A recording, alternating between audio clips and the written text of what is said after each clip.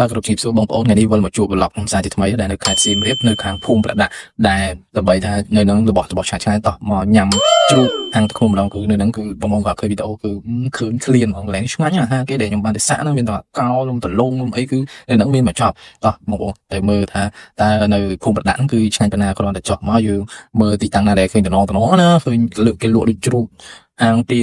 អាំងអីហ្នឹងគឺច្រើននិយាយទៅលក់សាច់អង្គជំនីអាំងអីគឺមានគ្រប់សពបែបយ៉ាងហ្មងគឺនៅហ្នឹងសម្បូរសំបីតែត្រីអីក៏មានដែរត្រីបាយអីគឺនៅហ្នឹងមានមកចប់ហើយរបស់គេចេញមកគឺឃើញមកតំណណាជ្រូកអាំងអីនេះគឺ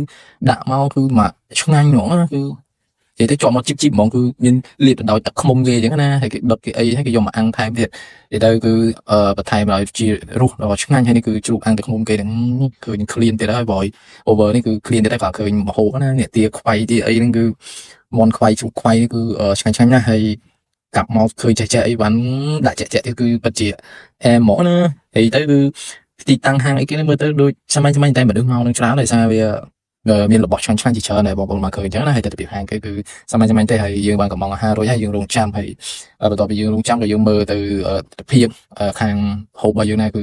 ឃើញតំណណានិយាយទៅជ្រូករបស់គេនេះគឺរៀបចំដាក់ខ្វៃដាក់អាំងទាខ្វៃអីនេះគឺឃើញឲ្យឃ្លានហ្មងណាគឺទ្រាំអត់បានទេហើយ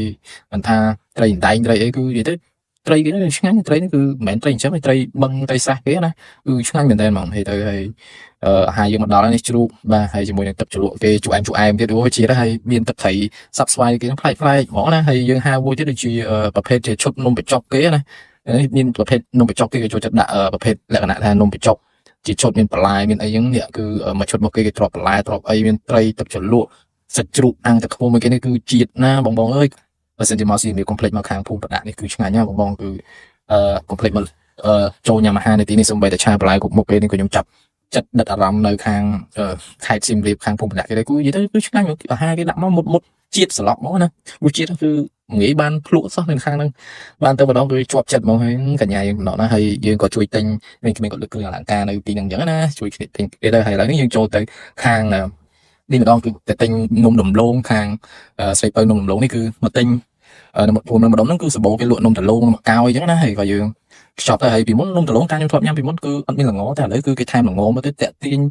តាក់តងនឹងការវេចខ្ចប់នៅស្លឹកត្នោតយើងទៀតមើលទៅស្អាតតាក់ទាញហ្មងហើយមានផាសុខភាពល្អអីទៀតគាត់អនាម័យប្រើស្ថង់ឲ្យស្រោមដៃអញ្ចឹងណាហើយនឹងបុករួមនេះគឺគុយគេដាក់លក់ចងគេតំណណាគុយគេក៏ជូអែមនិយាយទៅទិញតាំងពីមកហើយនឹងទៅវិញក៏ទិញតែគុយដែរ